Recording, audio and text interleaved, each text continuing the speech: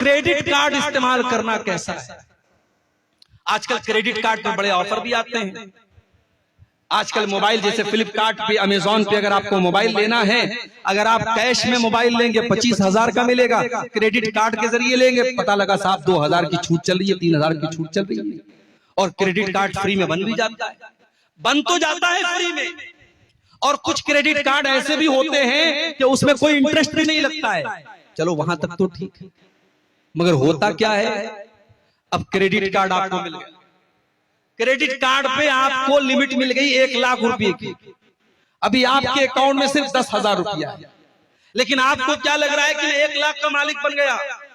अब आप धीरे धीरे शॉपिंग कर रहे हैं, ऑनलाइन चीजें देख रहे हैं। बीवी ने कहा ये भी ले लो, आपने ये भी ले लिया। बच्चे ने कहा ये भी ले लो, आपने ये ले, आपने 1 लाख रुपए तक का सामान ले लिया। अब क्रेडिट कार्ड का बिल आया, उसमें लिखा है साहब अक्टूबर में आपने 1 लाख का सामान खरीदा है, नवंबर की 30 तारीख तक अगर आपने पे नहीं किया तो आपको डेली 200 रुपया पेनाल्टी लगेगी। मैं 200 मिसाल के तौर पे कह रहा हूं, ज्यादा भी लग सकता है।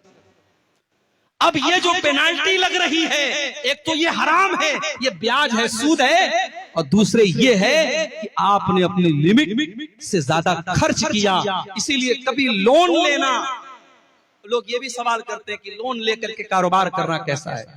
बास लोगों ने रास्ता निकाला कि साहब हिंदुस्तान है, यहाँ अगर हम लोन नहीं लेंगे बैंक से तो कैसे तरक्की करेंगे, कैसे हम बिजनेस करेंगे। कोई जरूरत नहीं। मैं कहता हूं ऐसी तरक्की हमें नहीं करना है जिसके लिए हमें गलत रास्ता अपनाना पड़े। आज हमारी कौम में करोड़पति और अरबपति लोग मौजूद हैं। अगर चाहें तो आपस में ऐसी कोई सोसाइटी बना लें, ऐसा कोई कोऑपरेटिव सिस्टम बना लें कि बगैर ब्याज के जरूरतमंद लोगों को कर्जा दें, मगर वो हो नहीं सकता, वो पॉसिबल नहीं। हमारी कौम के हालात हम सबको अच्छी तरीके से मालूम है। अब बैंक में जाकर के बगैर किसी मजबूरी के जो एक इंसान अपने शौक को पूरा करने के लिए और मजबूरी का नाम लगा करके जो लोन ले रहा है, माफ कीजिए, ये लोन मेरे भाइयों सही नहीं है। अल्लाह ने उसूल बता दिया कि आप अपने हाथों को गर्दन से बांध कर भी मत रखिए और अपने हाथों को फैला करके भी मत रखिए। बखील और कंजूस भी मत बनिए और अपनी लिमिट से ज्यादा आप सखावत भी मत कीजिए। और उलमा ने लिखा है कि अगर इन 2 चीजों को आदमी अपना ले तो कभी इंसान परेशान नहीं होगा, कभी कर्जे की नौबत नहीं आएगी। कर्जे की नौबत तभी आती है जब इंसान अपनी लिमिट से ज्यादा खर्च करता है। तो ये 2 चीजों को आप अपना लीजिए। ये 5 चीजें।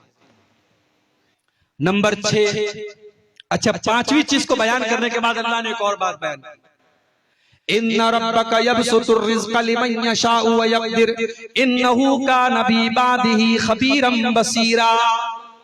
ऐ दौलत वालों, कहीं तुम्हारे दिल में ये एहसास न पैदा हो जाए कि मेरे पास दौलत है इसलिए मैं बहुत अच्छा हूं, और किसी गरीब को ये न लगे कि मेरे पास दौलत नहीं है इसलिए अल्लाह मुझसे नाराज हो गया है। नहीं, कभी कभी अल्लाह काफिरों को भी दौलत देता है, अल्लाह मुशरिकों को भी दौलत देता है, अल्लाह शराबियों को भी दौलत देता है, अल्लाह ज़ानियों को भी दौलत देता है। इन्ना रब्बका यबसुतुर रिज़्क़ लिमन यशाउ व यक़दिर, अल्लाह जिसको चाहता है रोजी खोल करके देता है और जिसको चाहता है रोजी तंग कर देता है। अल्लाह की रोजी का निजाम उसके हाथ में है।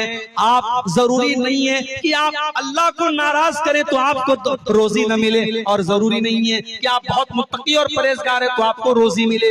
रोजी का सिस्टम अलग है।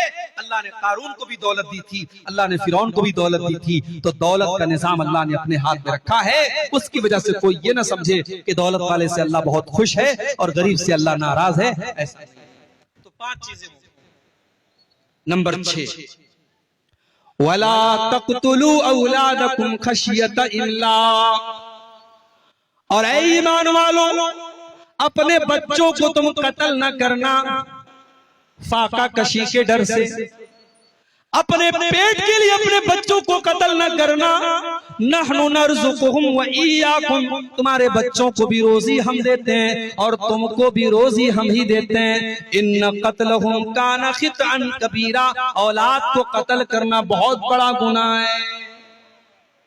उस जमाने में लड़कियां पैदा होती थी तो लड़कियों का बाप अपने हाथ से अपनी बेटी का गला दबा करके उसको कब्र में दफन कर देता था। अपने हाथ से बेटियों को धक्का देकर के गड्ढे में डाल देता था और जिंदा गाड़ देता था। उस समाज में ये जुल्म भी होता था। कुरान में अल्लाह बयान करता है वइज़ा बुशिरा अहदुहुम बिल उनसा ज़ल्ल वजहुहु मुस्वद्दन व हुवा कज़ीम।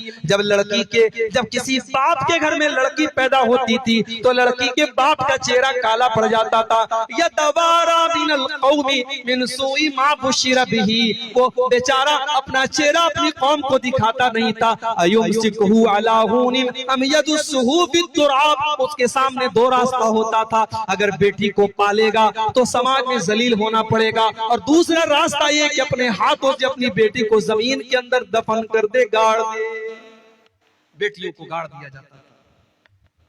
ओ मेरी प्यारी माओ बहनों, आज तुम सवाल करते हो कि इस्लाम ने हमको क्या दिया है, और मैं तुमको बताता हूँ इस्लाम ने तुमको जीने का अधिकार दिया है। 1400 साल पहले अरब की धरती पर और मक्के की धरती पर लड़कियों को पैदा होने के बाद मार दिया जाता था। मेरे नबी दुनिया में आए, आपने इस रिवाज को खत्म किया।